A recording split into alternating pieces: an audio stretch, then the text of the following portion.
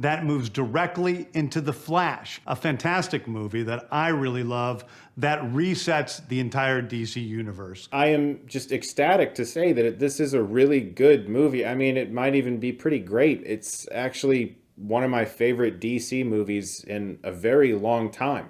The Flash is a good movie. And not just a good movie, but maybe actually kind of a great movie. And it wasn't just a cameo. No. He was a major player in this movie. And it's like my childhood was it was oozing out of my pores, into my popcorn, and it was like a weird, different form of mutated butter that I just enjoyed eating every 2 seconds. I don't see the hate that it's getting. I don't get it. I'm looking for a fun, big-ass comic book movie. This absolutely delivers. It is just a solid, wonderful comic book movie. The Flash did not disappoint.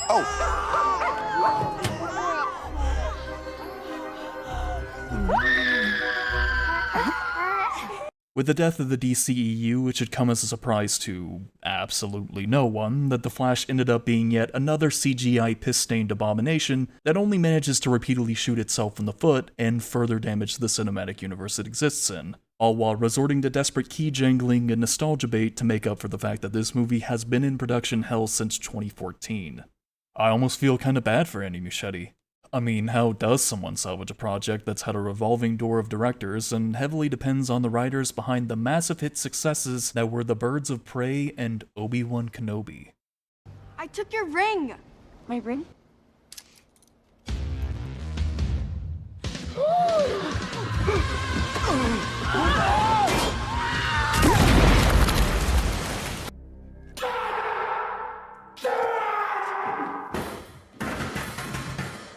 Yeah, not exactly a great situation to be in, to say the least. Though he has also gone on a massive cope spiral about how the CG was supposed to look like shit, so make of that what you will. Regardless, what was supposed to be a triumphant release of a long-awaited DCEU film has instead been met by audiences with a reluctant and disappointing sigh.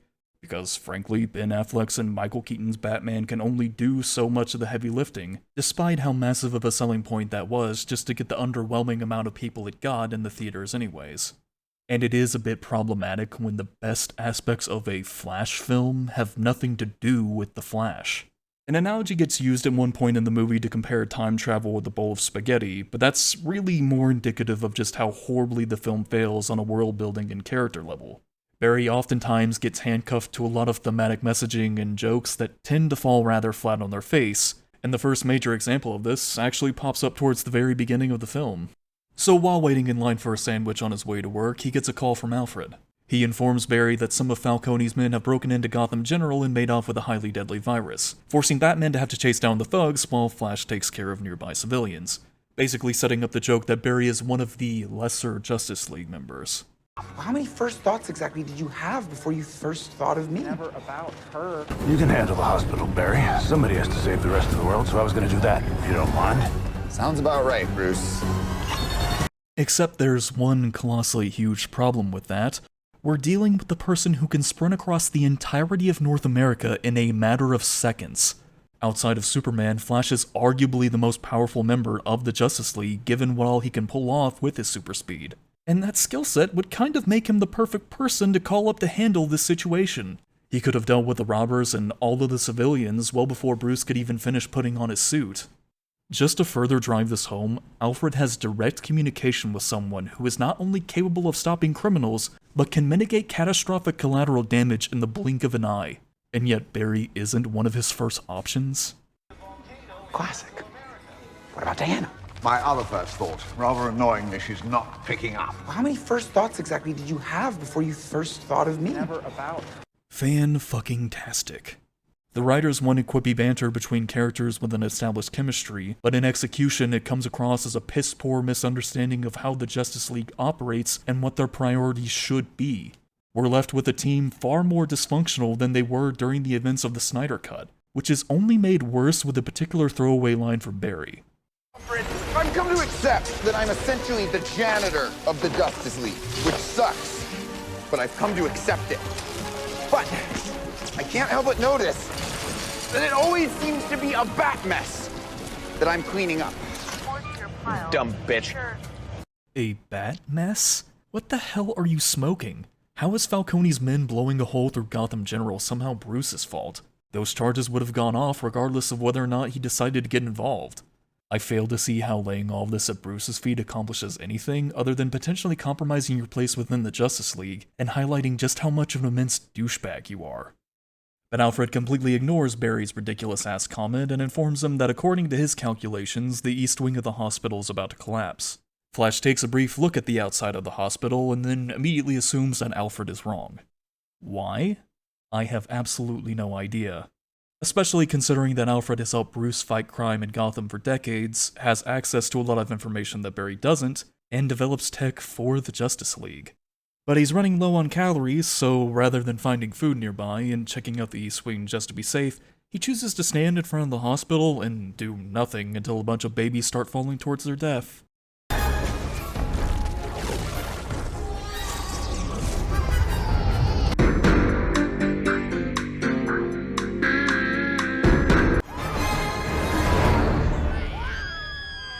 Mr. Allen, you've made me very proud, and a lot of mothers very happy. I'm confused, to put it mildly, how this is supposed to be some massive win. There are people who most likely ended up getting seriously hurt or straight up died from all the falling debris of the collapsing building simply because Barry wasn't willing to take what Alfred had to say seriously. And rather than taking the time to have this be a moment for the Flash to reflect on this situation and further grow as a character, it's shrugged off for a laugh because Ezra Miller tossed a baby into a microwave that by all accounts should have been cooked alive since the damn thing was engulfed in flames. But hey, all of this is Batman's mess, right? Wrong, sir. Wrong! So after the swift kick in the balls that was that scene, we then jump over to the Batman running the robber's Humvee off the bridge. And just as Bruce and the last remaining henchmen with the virus are dangling above the water, it's revealed that if the suitcase ends up in the harbor, the virus could wipe out all of Gotham by lunchtime. Which prompts Wonder Woman to swoop in to save the day with her lasso of truth. And you are welcome. My ego's far too big to say thank you to someone else. I developed this. This is shit, this is shit, this is shit. Out of every single member in the Justice League, Bruce has arguably sacrificed and lost the most to not only form the Justice League, but to help make Gotham, his home, a safer place. At the cost of romantic relationships, at the cost of his family legacy, at the cost of his own physical well-being, and all of this to the dismay of those still closest to him. Even you got too old to die young, and not for lack of trying. The idea that Bruce's actions as Batman are purely ego-driven is embarrassingly out of touch, and only further highlights how inept these writers are at portraying basic elements of his character. And poverty. Well, I know sex exists, I've just never experienced it. You know, I'm glad, really, truly, honestly, that throughout the literal decade of the DCU's existence, the only thing it's managed to accomplish with the Flash is turn him into a socially awkward doorknob-licking incel who steals clothes from the elderly and is incredibly selective when it comes to caring about helping people. I'm so happy you find this all so hilarious, but we are dealing with real people's lives, people's families, and I don't think you can grasp the gravity of that. Thanks for saving me from the sinkhole, Flash. Later on in the film, though, as Barry is getting off work, he bumps into a reporter who just so conveniently happens to be his crush from college, Iris West. Yeah. Your father's appeal is tomorrow, right? Sorry, how do you know about that? I'm covering it for the paper. Well, my only official comment is that my dad is innocent. Right. I mean, no one would want to believe that their father killed their mother. What do you mean believe? My dad shouldn't be in jail. My mom should be alive. It's not about what I believe. It's about what the truth is. Right. No, yes, that's... Oh my God, that's what I meant. What the fuck? Okay, how could that be taken in any other way than implying that he's in denial about his dad being a psycho murderer? Because considering you have all the subtlety and intelligence of a sledgehammer, I have a hard time believing that's not what you meant. And the fact that she's considered to be Flash's love interest is a tad weird, when most of her presence in this film is dedicated to sleazily trying to bait Barry into giving a statement that she can just sell for clickbait. Even when they have their conversation later on, it's pretty clear that was her original intention. Look, I feel really bad about earlier. I should have been more sensitive. What a bitch. Moving on though, Barry decides to steer clear of that vulture for the time being and give his dad a call. Apparently the new video evidence that was supposed to prove his father's alibi is inconclusive enough and that they'll have to focus on the next appeal. But I'm okay, really. You know, sometimes I even think it's probably easier for me to be in here than out there without her. It's this way I can imagine she's alive. Out there living her life. That is without a doubt the dumbest thing I've ever heard. You are a fucking idiot. What the hell does that even mean? Wouldn't being in prison remind you more of the fact that your wife is dead? That the person who murdered her is walking freely and you're not? Along with the fact that you'll never be involved in your son's life because you were accused of a crime that you didn't commit? God, why are you so complacent with all of this? This dialogue is miraculously somehow worse than their scenes during the Snyder Cut. Let's see. As I talk to my father, who's still in prison for the murder of my mother, which he didn't commit. Yeah, how did I get interested in criminal justice? I can't remember. Oh, boy.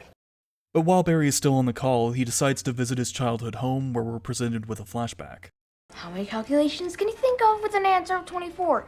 There are a bajillion answers. How are we supposed to fit them all? Not every problem has a solution. Sometimes you just have to let go. Cringe. There's no other word for it. This makes me cringe. It's embarrassing.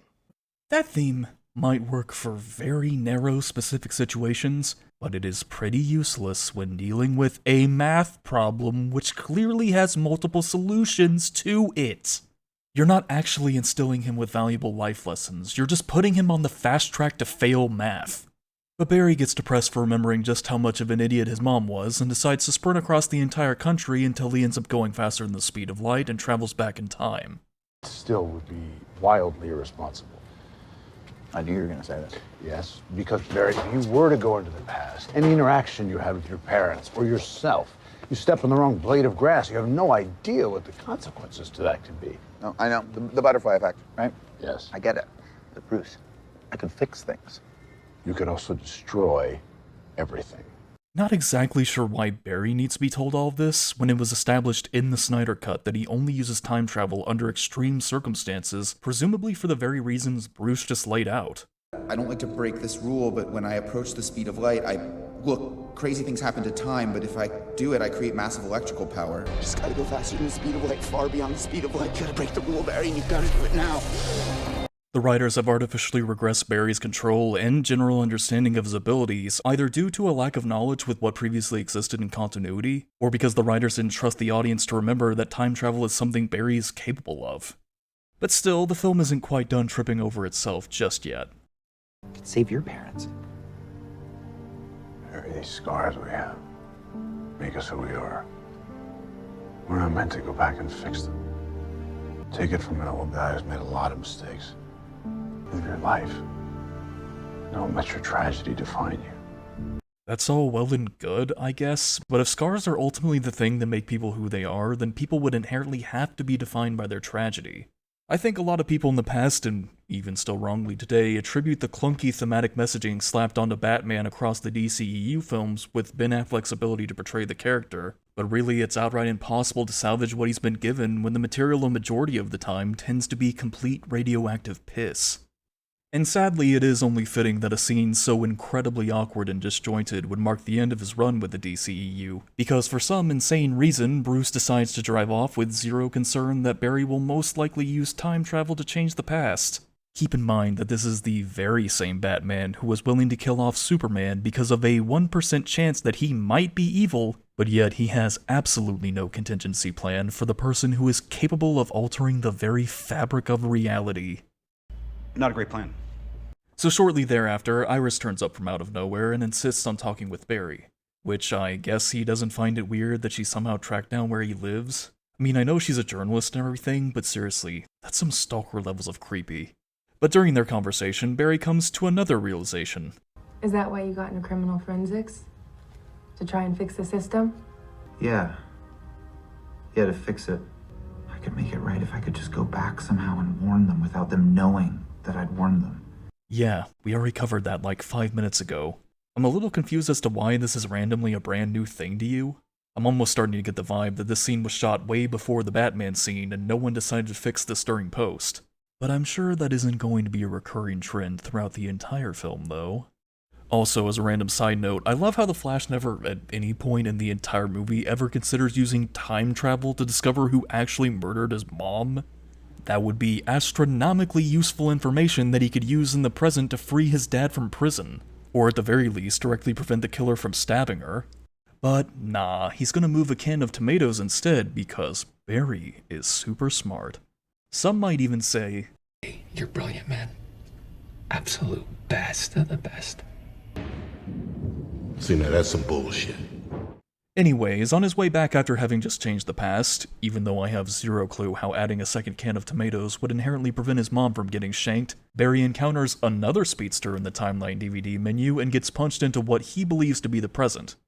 Well, okay, let me rephrase that. He just awkwardly stands there and watches this rando run up and punch him. In fact, he seems rather indifferent about there being another metahuman who's also capable of altering the very fabric of reality. You'd think the potential of the very timeline he's just created getting erased at any moment would warrant more of a reaction out of him than a brain-dead 1,000-yard stare, but naturally stealing from the elderly takes priority over major plot events with massive implications. However, everything seems relatively stable for the most part until he ends up running into the past version of himself. And I must say, one of my biggest regrets in life is having watched 2 Ezra Millers on screen while sober, because I didn't think it was physically possible to make an even more insufferable version of the Flash, but, well, here we are. And promise me that meeting me isn't gonna screw up space-time. Broski? I got you. Shit, I'm in so much trouble. What do you mean? I could drug you. Yeah, I could drug you, and then you'd pass out and wake up and you'd forget that anything ever happened, and it wouldn't be wrong, right? Because you're me. No! Just go back in time before any of this happened, you cock. I'm almost amazed you somehow forgot that you can run faster than the speed of light, all while worrying about this whole conversation potentially damaging space-time simultaneously. Plus, there's the even greater issue here that Barry 1 is actually an anomaly from a now deleted timeline because there are memories and events from this timeline that he never experienced that Barry 2 did. No, the date. It's September 29th. Oh, shit. This storm, this is the day. What day? The day I got my powers. The day you get your powers. In my version of reality, I ended up interning at the Central City Crime Lab in my freshman year. That's where it happened. Well, happens tonight, September 29th, the accident that gives me my powers. And if you're not there in 30 minutes, then you won't get the powers, which means I don't get the powers, maybe, and then that would mean that I lose my way of getting back in time in the first place, and then I literally have no idea what happens. Powers?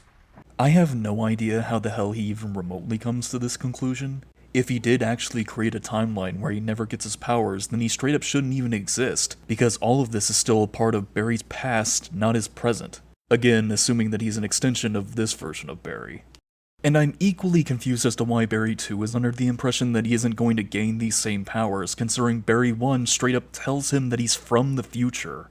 But unfortunately, the plot hinges on this incredibly loose theory, and so they set out to make sure that Barry 2 gets his powers. Right around now, and I was sitting in that chair, and I was right under this shelf of chemicals, and that's when the lightning hits. Wait, I get hit by lightning? No. Why would you wait until the last possible second to warn him about that?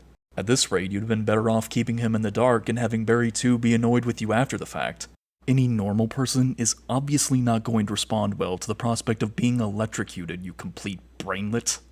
However, we need to ham-fist drama into this film somehow, which results with Barry 2 gaining super speed, but at the cost of Barry 1 losing his.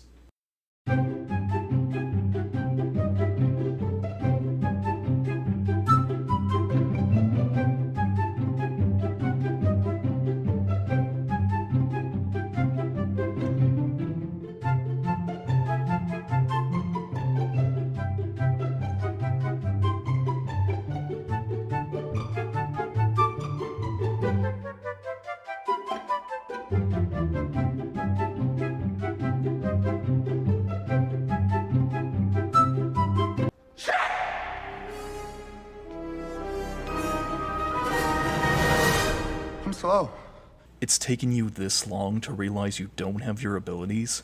You clearly walked all the way over here at a normal pace just to leave the building when it would have normally taken you a fraction of a second to do so with your super speed. You could argue that Barry 1 didn't want to risk Barry 2 getting sick due to being moved at super speed, but Barry 2 is now a meta-human who should realistically be able to handle traveling at that speed. Plus, the film is laughably inconsistent when it comes to that rule. But either way, with Barry 2 being slightly out of it after having been struck by lightning, even though that same blast should have absolutely killed Barry 1 because he wouldn't have had access to the Speed Force, he's left to figure out how to break out of the building without getting spotted by security. And as much as I've already torn into why the build-up for this scene is incredibly narrow-thin, there's still the opportunity to salvage something here. What would normally be a non-issue for Barry has become a much more challenging task, but not an impossible one because, after all, Barry isn't purely defined by his super speed. A lightning strike can't strip him of his resourcefulness and intellect, and I think it would only further add to his character to see him deal with a stressful situation in an entirely different way that he's not accustomed to. Or, well, that is if we were actually given a Flash with those qualities, but sadly, we weren't. So in typical fashion, the writers addressed that problem by not addressing it at all and immediately cut to Barry 1 arriving to number 2's apartment. Barry, the accident gave you powers, but took mine away. So I don't know how I get back. I might be stuck. Wait. I have powers now? Yes, that was the whole goddamn point of breaking into the building in the first place. It should be fairly obvious at this stage, given that you survived the lightning blast that was supposed to give you super speed. Jesus Christ, what's it with the both of them taking an eternity to recognize whenever they gain or lose their powers? However, things only go from bad to worse, because what Barry 2 ends up doing next with his super speed made me want to burn my retinas out with bleach. Many times myself. You can't just start. Shit.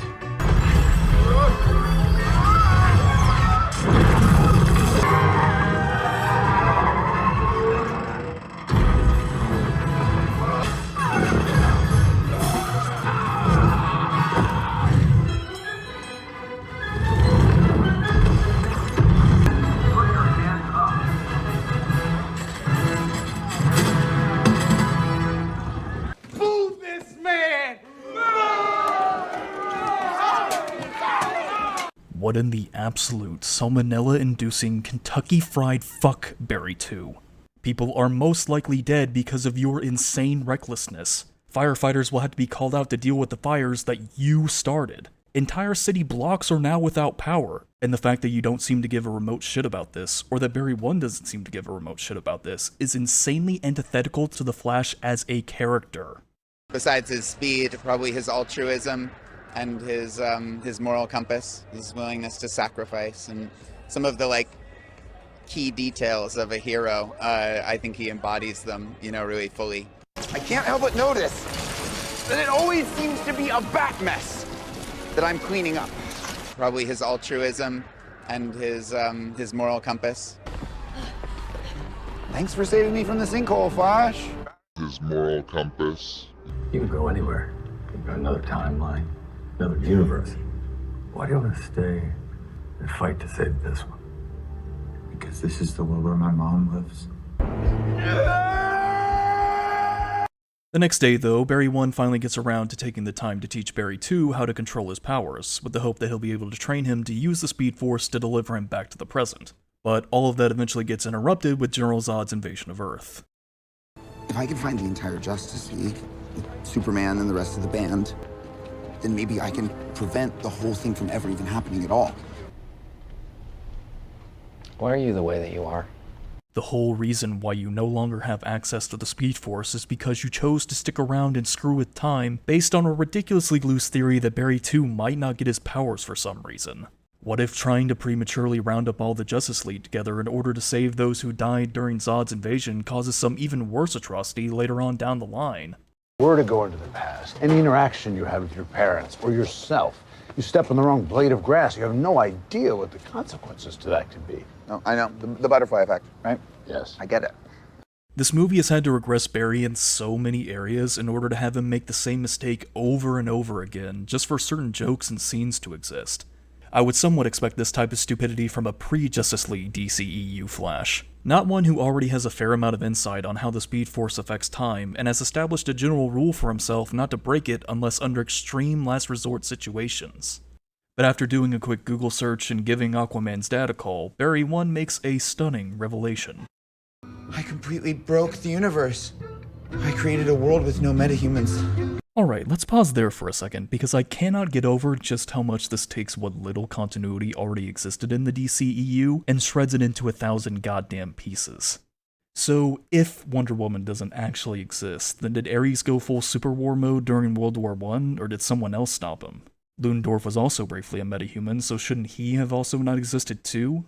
And if there is no Wonder Woman, then the Amazons and Atlanteans also shouldn't exist, because by extension, they would fall under the same umbrella of being metahumans. Which means that by all accounts, Darkseid should have won his initial encounter with Earth.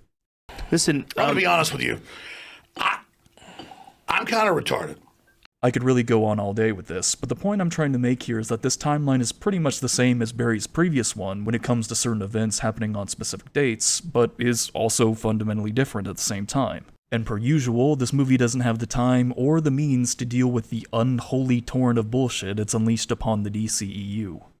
But after learning that Batman does actually exist in this timeline, the Barrys decide to take a visit over to Wayne Manor and are ambushed by Hobo Bruce.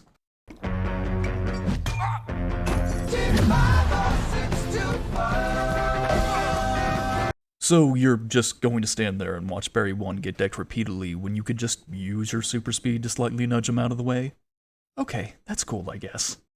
Also, we really shouldn't gloss over that Bruce saw both Barrys at his door, and his initial reaction was to ambush them in his kitchen like a total maniac. This is seriously how you're going to introduce Michael Keaton's Batman in the DCEU? What a load of bullshit. But hey, don't worry, I'm sure it can't get worse, right? I traveled back in time from here to here, yet somehow everything's all changed back here. When you go back and change the past, you create a fulcrum. You put yourself on a whole nother strand of spaghetti. What you did was you changed the future and you changed the past. What you eventually end up with is this. The multiverse. I'm sorry, that makes absolutely no sense. What are you talking about, sir? So then why didn't the past dramatically change whenever Barry time traveled during the Snyder Cut? I mean, did he actually change the events of his timeline in this film, or did he just end up in an alternate universe? Has the multiverse always existed, or did Flash create it? And why does Bruce seem so comfortable with the idea of his timeline being the byproduct of a different one, let alone supposedly having a better understanding of time travel than someone who's actually done it? You probably saw a movie that told you if you went back and changed the past, you'd create a kind of a branched timeline. Well, time doesn't work like that. Screw you, film. Back to the Future's time travel rules made way more sense than whatever this tangled spaghetti-ass drug-induced fever dream of a script is. There's a guy called Superman who can stop Zod. Yeah. You're probably the only person who can help me find him. So, will you help us?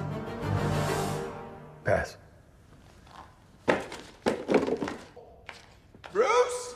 This is 1000% not Keaton's Batman. It's some weird abomination from an alternate universe who, despite having succeeded in making Gotham a safe place to live, has to be convinced to help save the world from getting destroyed. This isn't even a low bar that these writers are tripping over. It's the ground level for any typical superhero. It is just a solid, wonderful comic book movie. The Flash did not disappoint. However, after screwing around in his Batcave for a while, Bruce finally gives in and decides to help them because we desperately need to move the plot along. Barry, wake up. Clark's being held by a mercenary group in a Siberian black site. So it's not clear as to which is actually the case, but I'm going to go out on a limb and assume that Bruce found all this information while Barry was sleeping. Because if he held on to Superman's location for all this time, despite knowing that the entire world is in imminent danger, then that would be a rather shitty thing of him to do.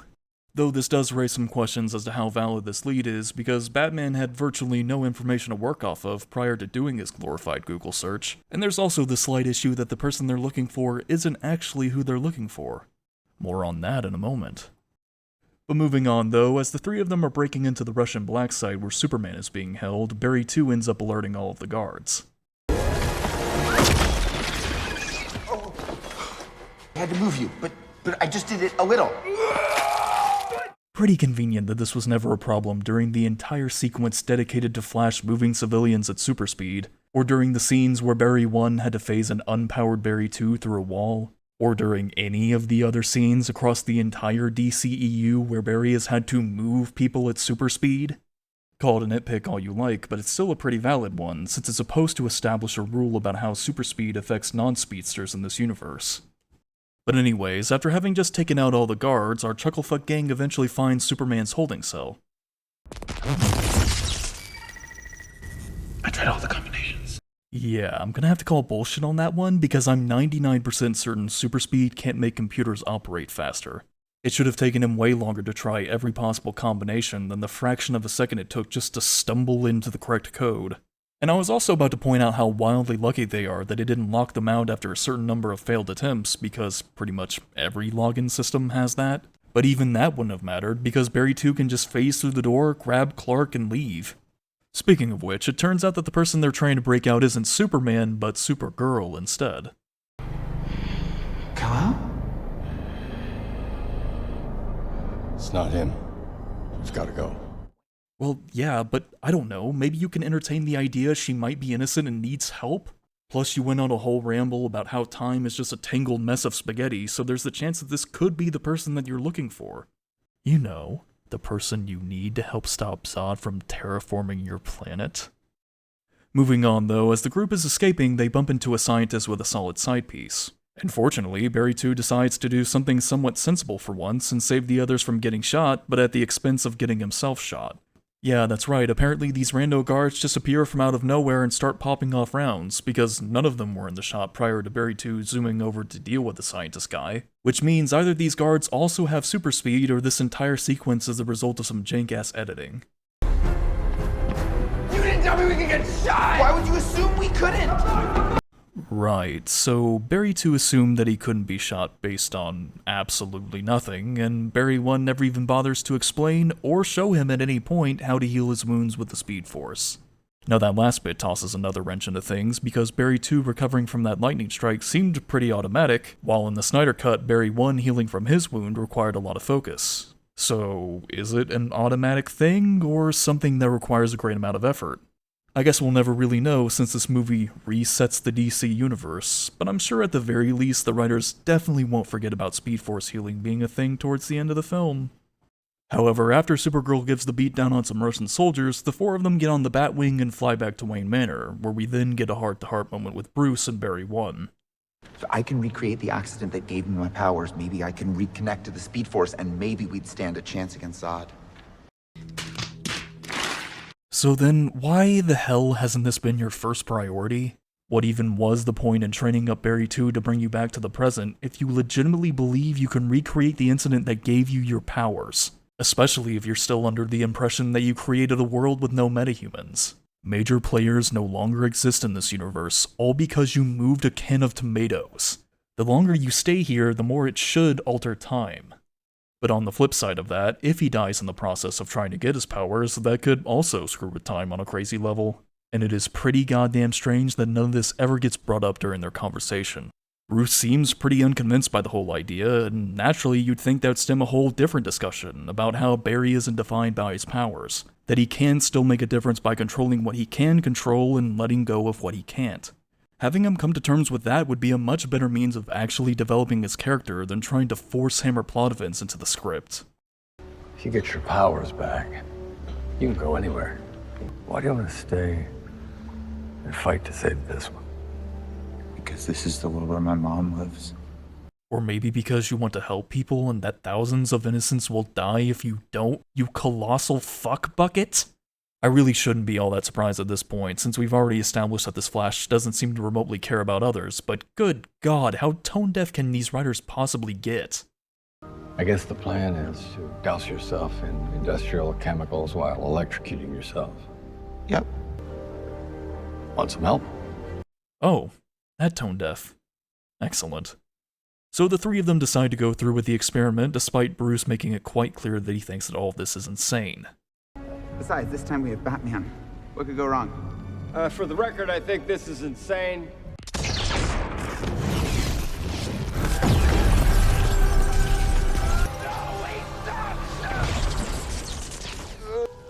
Go again.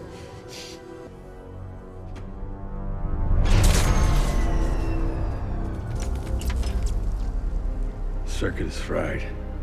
My disappointment is immeasurable, and my day is ruined. I never thought that I would exist in a timeline where Michael Keaton's Batman would not only nearly electrocute someone to death, but decide to throw the switch again after recognizing that he has just nearly electrocuted someone to death. And it's pretty damn lucky that all of Bruce's equipment got fried during the first attempt, otherwise Barry most definitely would have died. But Supergirl arrives and decides to help Barry get his powers back by flying up into the sky and having them both get struck by lightning, because that's how all of this works now, I guess. I have no idea what I'm doing, but I know I'm doing it really, really well. It's interesting, to say the least, that while having not been here for like 90% of this scene, that her knee-jerk reaction to seeing these two Nimrods giving him the electric chair treatment is to not say a single word and nearly get him killed again. You'd think she'd be a tad curious about a good number of things after having been locked away underground for years on end, let alone with how and why Barry 1 is trying to get his powers back. It would have provided the perfect opportunity to narrow down some major question marks when it comes to how everything functions on a world-building level, and also further establish her place in the script than just some disposable plot device that awkwardly disrupts scenes for the sake of moving things along. However, now that Barry 1 has the zoomies again, the four of them set off to fight Zod's army. We're just gonna start with those guys over there. And yeah, they're Kryptonian, and we won't be able to kill them, but we can slow them down for her. So that was a fucking lie. All of this should be rather obvious to really anyone with half a brain cell, but you can't tell the audience that something isn't possible, only to seconds later have Barry do the thing you've established isn't possible for him to do. And if this is something that Barry 1 was always aware of before this fight, then that kind of begs the question as to why they even needed Supergirl in the first place, when both Flashes can just pull the phase ability on all the Kryptonians and win immediately. All this basically puts our protags in the weird position of having to make wildly brain-dead decisions in order to avoid the most blatantly obvious move that would guarantee their win, because it would completely eviscerate any stakes this battle had in the process. And it kind of goes without saying that the rest of this battle doesn't really go so well.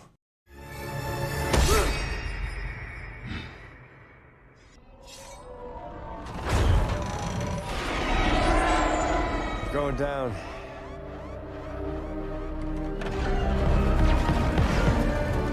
I'm not going alone. No!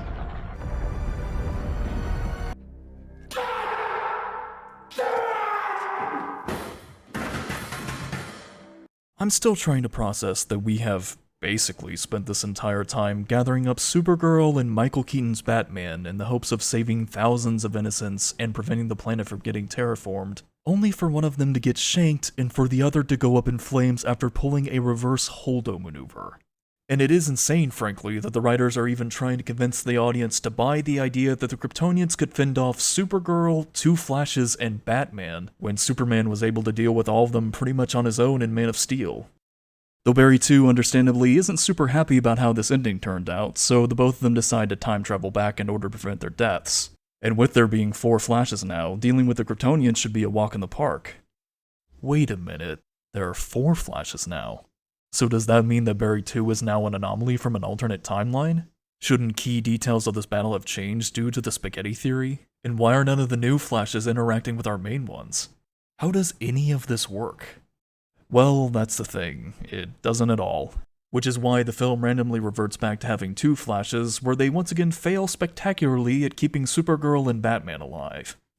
Bruce, pull off! That gunship is shield protected! Roger that. But he's not. Who? Space Giant? Yes, yes, please take him out!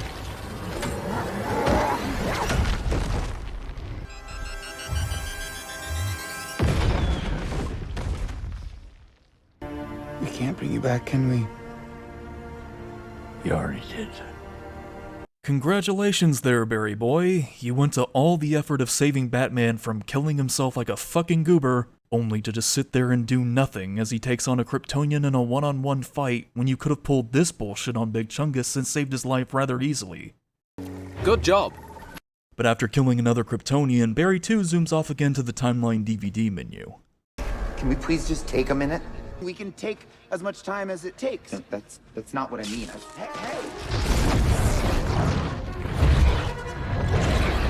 Hey, you remember those powers that you just got back that give you super speed?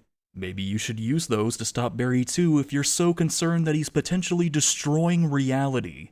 I know not really acting on your interests or motivations has kind of become your thing now, but even he at one point makes a jab about the fact that you're just standing there doing nothing. Barry, this is inevitable. We can try 1,000,000 times and we're not going to be able to fix this. No matter what we do, this world dies. And I can save everyone. Nobody dies! Not every problem has a solution. Every problem has a solution. Sometimes we just have to let go. I cannot believe that the glorified morons responsible for writing this slop unironically used flashbacks of the retarded math scene in support for why Barry 2 should just let his world burn. This is the worst. This is the worst! You are the worst! I hate looking at your face. I want to smash it! What an utter shit show. And it's a tad hypocritical on Barry 1's end to even suggest this when he quite literally used time travel to prevent his world from getting terraformed by the mother boxes. I refuse to believe that very same Flash, after just one failed attempt at trying to go back to save Batman and Supergirl, would just throw his hands up and say, "Well, we lost," and condemn this entire timeline to death. Plus, there's also a massive flaw in his plan to fix everything, because going back in time to prevent his past self from moving the can of tomatoes that somehow magically prevents his mom from getting shanked should also create an entirely new timeline in the process. Just give me one more time. Barry!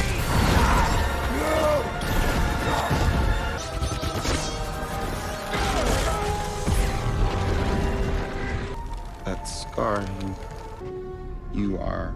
Yes, I am. I have absolutely no idea what's going on. You remember the time when every movie in existence didn't cram multiverse or time travel into their scripts? Man, those were the golden days, huh? Also, we very much reached the point in the film where it sort of shrugs its shoulders at you and just has things happen on screen, because we then get a disgustingly cheap cameo montage shoved in our faces. And this is really the prime example of why the value of cameo appearances and Easter eggs in films have been driven down into the dirt. They're no longer these special events used to convey powerful moments in a story. They're often exploited as cheap gimmicks so that dead actors' faces can be Frankensteined on screen to be used indefinitely for surface-level appeal. And really, nothing about this montage will remain relevant in the cultural zeitgeist. If anything, it'll be mocked for how horrible the CG looks and then buried into absolute obscurity, because that's all the scene was designed to be quickly consumed and thrown away, much like everything else about this movie.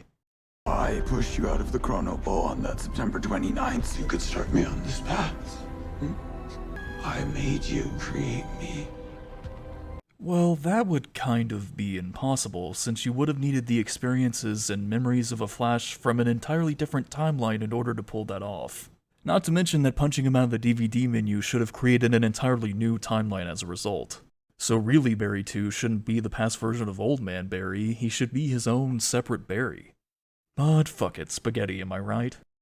You're the inevitable intersection, and you do have to let go.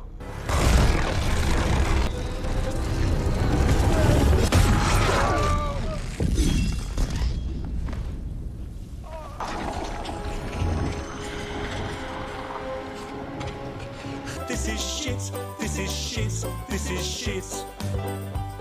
I find it infinitely hilarious that the reason Barry 2 gets shanked by Old Man Barry is all because Barry 1 is too much of an idiot to consider moving out of the way of getting stabbed, and Barry 2 is too much of an idiot to do anything other than getting himself stabbed. And then to really top everything off, Barry 2's Speed Force healing, which the movie establishes so strong that it can automatically heal him up at rapid speeds after getting hit by lightning, still can't protect him from Old Man Barry's dirty Kryptonian love needle. Some peak levels of cinema right there. The DCU is in truly capable hands. But anyways, after that complete lobotomy of a scene, Barry 1 then goes back in time to make sure that his mom gets murdered. Your mom must be grateful you came to visit her. She's very lucky to have you. I'm very lucky to have her. Ah, you have to tell her that. Moms like to hear this kind of things. I would probably appreciate this exchange way more if I didn't despise every other aspect of this movie and wish for it to die in a fiery hell pit. There's definitely a payoff that could have worked here, but all of this just falls rather flat with it being handcuffed to such a disfigured abomination of a plot. However, after having moved the can of tomatoes again, he then travels back to the present and scrambles to make his dad's court appearance. The same security camera footage, Exhibit F, in the original trial, was initially considered useless, but has now been enhanced. It confirms the alibi Mr. Allen has argued and his son, Barry, here. Well, that's quite the plot twist, especially since Barry said earlier in the movie that the video evidence wasn't conclusive enough to prove his alibi. And it's crystal clear now. It's just... You never look up, Dad. So without new evidence to support your alibi, we're just gonna need to start thinking about the next appeal. No, nuh-uh. Was Bruce able to further doctor the footage? Did their lawyers come up with new video evidence entirely? Well, it turns out... The tomatoes moved from the bottom shelf to the top shelf and subsequently uncooked the spaghetti. Oh yes. He forced Barry 2 to accept that his world and everyone he loves should be condemned to death, also that he could go back and fix the mistake he made of not being able to let go of his mother's death, just to immediately turn around and make that same mistake he spent this whole goddamn movie trying to fix again. He's learned nothing from this entire experience. If anything, he's regressed in every facet of being a superhero. So much to the point where I would be hard-pressed to even consider the DCEU's version of the Flash as a hero, because all of the pain, suffering, and death he's inflicted across the entire multiverse is a direct result of his incredibly selfish and idiotic decisions. This film is an unholy affront to God that needs to be buried deep and never see the light of day again.